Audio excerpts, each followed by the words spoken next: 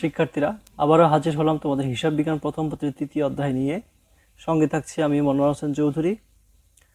আমরা জানি একটি ব্যবসা প্রতিষ্ঠান তার লেনদেনগুলোকে সম্পাদনের জন্য সাধারণত জাবেদা প্রদান করে থাকে। জাবেদাগুলোকে খতিয়ানের মাধ্যমে স্থায়ীকরণ করা হয় এবং খতিয়ানের এবং জাবেদার উভয় বৈশিষ্ট্য রয়েছে হচ্ছে নগদান বই, যেগুলোতে নগদান বই নগদ লেনদেনগুলোকে সংরক্ষণ করে থাকে।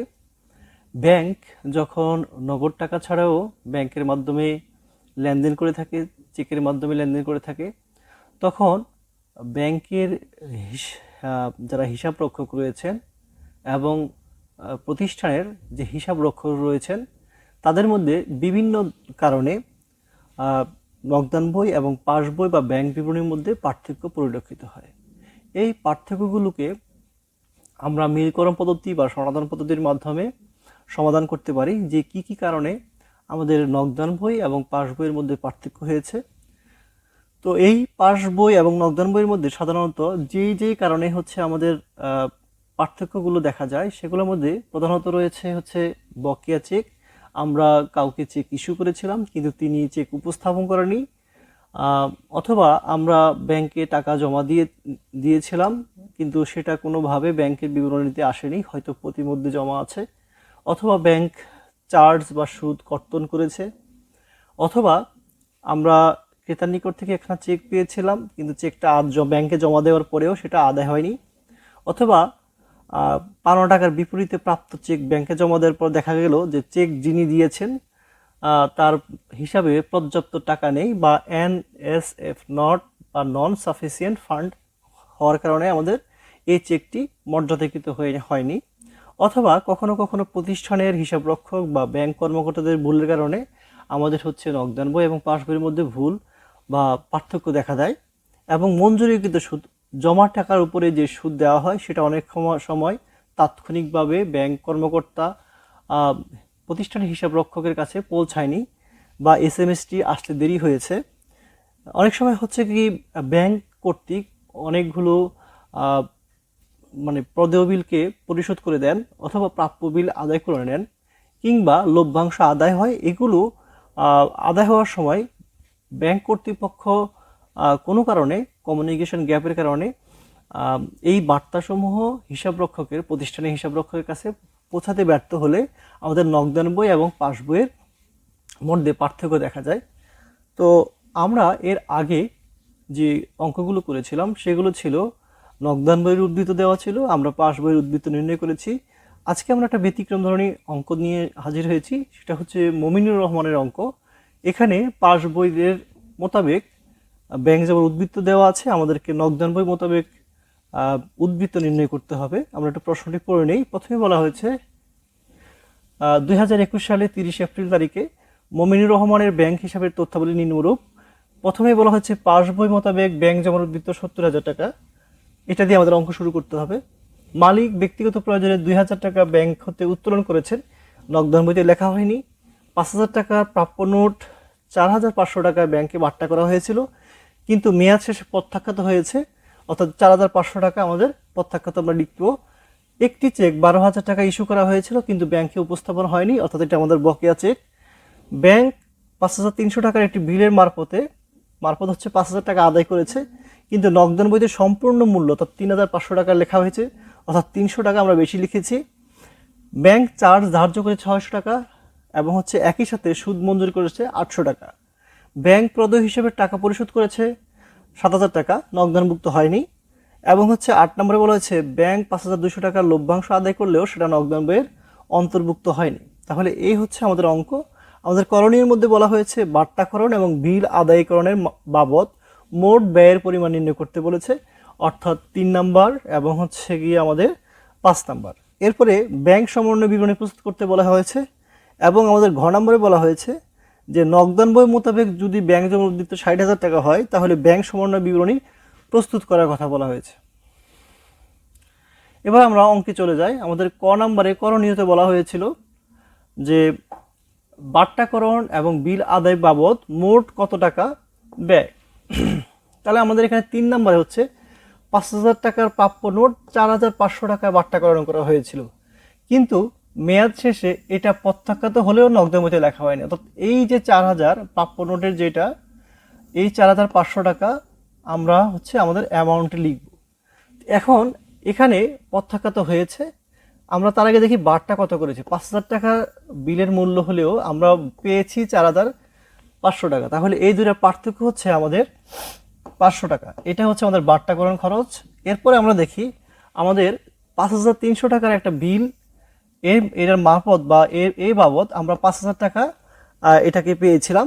তাহলে আমাদের দেখতে পাচ্ছি 5000 টাকার টাকা পেয়েছি কিন্তু 5300 টাকার বদলতে। তাহলে ব্যাংকে আমরা যখন এটাকে ভাঙিয়েছি তখন আমরা পেয়েছি কত, 5000 টাকা, অর্থাৎ পার্থক্য হচ্ছে 300 টাকা। তাহলে এই হচ্ছে আমাদের মোট মানে পণ্যের মূল্য বাবদ আমরা পেয়েছি, পণ্য না এটা বিল বাবদ পেয়েছি।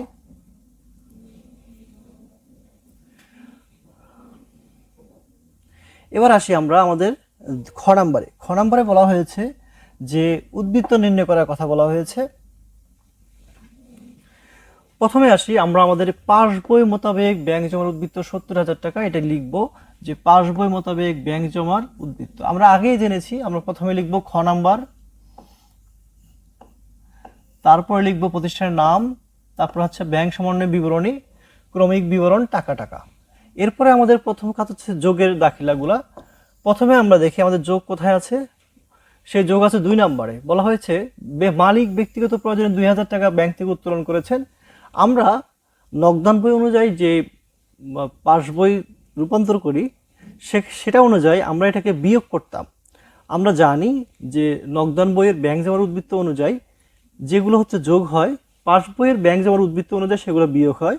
আর নগদান বইয়ের মোতাবেক ব্যাংক জমার উদ্বৃত্তে যেগুলো বিয়োগ হয় সেগুলো এখানে কি হবে, যোগ হবে। তাহলে নগদান বই মোতাবেক আমরা এটাকে বিয়োগ করতাম, এখন আমরা এটাকে যোগ করব। এরপরে চলে যাই 3 নম্বরে। বলা হয়েছে 5000 টাকার প্রাপ্য নোট 4500 টাকা বাট্টাকরণ করা হয়েছে, কিন্তু মেয়াদ শেষে এটা প্রত্যাখ্যাত হয়েছে। নগদান বইতে আমরা কোনো দাখিলাই দেই নাই। তাহলে এখন যেহেতু এটা প্রত্যাখ্যাত হয়েছে, নগদান বই অনুযায়ী আমরা এই 4500 টাকাকে আমরা বিয়োগ করতাম। যেহেতু নগদান বই অনুযায়ী আমরা এটাকে বিয়োগ করতাম, পাস বই অনুযায়ী সেটাকে আমরা যোগ করব। এরপরে চলে যাই আমরা 5 নম্বরে। বলা হয়েছে ব্যাংক 5300 টাকার বিল মারফত 5000 টাকা আদায় করেছে, কিন্তু নগদান বইতে আমরা সম্পূর্ণ বিলের টাকাটাই লিখেছি, অর্থাৎ আমরা বেশি লিখেছি। কত টাকা বেশি লিখেছি? আমরা লিখেছি 300 টাকা বেশি লিখেছি। তাহলে আমরা নগদান বই অনুযায়ী এটাকে বিয়োগ করতাম, এখন পাস বই অনুযায়ী এটাকে আমরা যোগ করব। তোমরা চাইলে এখানে লিখে দিতে পারো যে 5300 বিয়োগ 5000। আচ্ছা, এরপরে 6 নম্বরে চলে যায়। ব্যাংক চার্জ কর্তন করেছে, তাহলে নগদান বই অনুযায়ী আমরা এটাকে বিয়োগ করতাম, পাস বই অনুযায়ী এটাকে আমরা যোগ করব। এরপরে চলে যায় 7 নম্বর। ব্যাংক প্রদত্ত হিসেবে টাকা পরিশোধ করেছে, আমরা নগদান বই অনুযায়ী এটাকে বিয়োগ করতাম, আমরা এখন পাস বই অনুযায়ী এটাকে যোগ করব। তাহলে এই হচ্ছে আমাদের মোটামুটি 5টা দাখিলা। এই 5টা দাখিলা হচ্ছে আমাদের যোগের দিকে আছে। তাহলে মোট যোগফল যা আসে 14,400 টাকা। 70,000 সাথে 14,400 যোগ করলে 84,400 টাকা হচ্ছে আমাদের মোট। এবার আমরা বিয়োগে যাই। প্রথমে বলা হয়েছে একটি চেক 12,000 টাকা ইস্যু করা হয়েছিল, অর্থাৎ বকেয়া চেক। নগদান বই অনুযায়ী এটাকে আমরা যোগ করতাম, এখন এটাকে আমরা বিয়োগ করব। এরপরে 6 নম্বরে বলা হয়েছে সুদ মঞ্জুর করেছে 800 টাকা। তাহলে সুদ মঞ্জুর করলে এটা নগদান বই অনুযায়ী আমরা যোগ করতাম, এখন সেটা কি হবে, বিয়োগ হবে। এরপরে বলেছে যে 8 নম্বরে ব্যাংক 5200 টাকা লভ্যাংশ আদায় করছে। তো আদায় করার আমরা নগদান বইয়ে লিখি না, এখন লিখব। নগদান বইয়ের ব্যাংক উদ্বৃত্ত অনুযায়ী এটাকে আমরা যোগ করতাম, এখন এটাকে আমরা বিয়োগ করব। তাহলে আমরা দেখছি যে আমাদের মোট বিয়োগের পরিমাণ হচ্ছে 18,000 টাকা। তাহলে আমরা দেখি যে 84,400 থেকে 18,000 টাকা বিয়োগ করলে আমাদের হচ্ছে কত, 66,400 টাকা হচ্ছে আমাদের মোট আমাদের নগদান বই অনুযায়ী আমাদের ব্যাংক জমার উদ্বৃত্ত।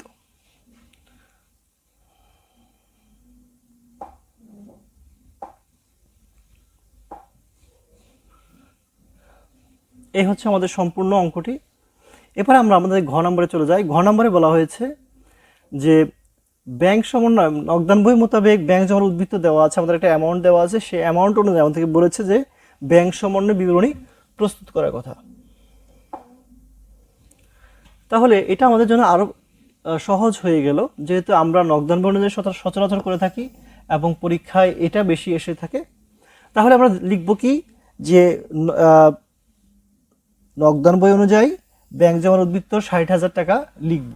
পাশে তোমরা লিখতে পারো যে প্রশ্নে প্রদত্ত।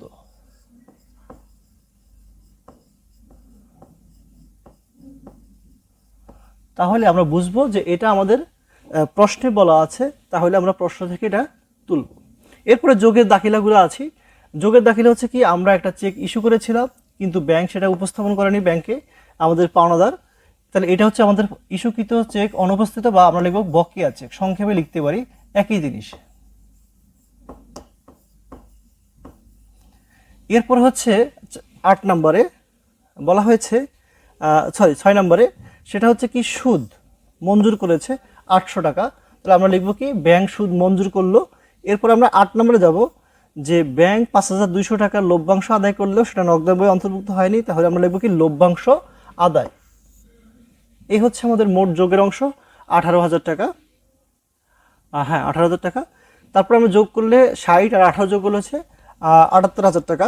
এরপরে আমরা বিয়োগের গুলো যাব। বিয়োগের মধ্যে প্রথমে বলা হচ্ছে কি মালিক কর্তৃক উত্তোলন 2,000 টাকা, আমরা লিখবো যে ব্যক্তিগত উত্তোলন, বাস শেষ। এরপরে হচ্ছে আমাদের 3 নম্বরে আমরা হচ্ছে কি করেছি, আমরা হচ্ছে 3 নম্বরে বলা হয়েছে 5,000 টাকার প্রাপ্য নোট 4,500 টাকায় বাট্টাকরণ করা হয়েছিল। তাহলে এই 4,500 টাকা কিন্তু প্রত্যাখ্যাত হয়ে গেছে, তাহলে এটাকে আমরা বিয়োগ করব। আমরা লিখবো কি প্রাপ্য নোট প্রত্যাখ্যাত বা প্রত্যাখ্যাত নোট। এরপরে 5 নম্বরে বলা হয়েছে যে ব্যাংক 5,300 টাকার একটা বিল মাত্র 5,000 টাকায় এটাকে বাট্টাকরণ করেছে 300 টাকা, আমাদের এটা হচ্ছে বাট্টার খরচ, হিসাবভুক্ত যেতে হয় না, বেশি লেখা হয়েছে, তাহলে আমরা 300 টাকাকে এখন বিয়োগ দিয়ে দেব। এরপরে হচ্ছে ব্যাংক 6 নম্বরে চার্জ ধার্য করেছে 600 টাকা, তাহলে ব্যাংক চার্জ আমাদের প্রতিষ্ঠানের খরচ, এই জন্য এটাকে আমরা বিয়োগ করব। এরপরে হচ্ছে 7 নম্বরে বলা হয়েছে প্রদেয় হিসাব, ব্যাংক প্রদেয় হিসাবের টাকা পরিশোধ করেছে, আমরা লিখব প্রদেয় হিসাবের টাকা পরিশোধ, শেষ। তাহলে আমাদের মোট বিয়োগফল হচ্ছে কত 14,400। আমরা আমাদের এই অ্যামাউন্ট থেকে এটা বিয়োগ করলে আমাদের বিয়োগফল হচ্ছে কত 63,600 টাকা। তাহলে এই হচ্ছে আমাদের অঙ্কখানা। আমরা হচ্ছে এখানে আমরা পাস বই অনুযায়ী নগদান বইয়ের উদ্বৃত্ত বের করেছি, আবার নগদান বই অনুযায়ী পাস বইয়ের উদ্বৃত্ত নির্ণয় করেছি। এই হচ্ছে আমাদের একটা সম্পূর্ণ অঙ্ক। মাঝে মাঝে আমাদের প্রতিষ্ঠানের প্রয়োজনে জাবেদা করতে হয়।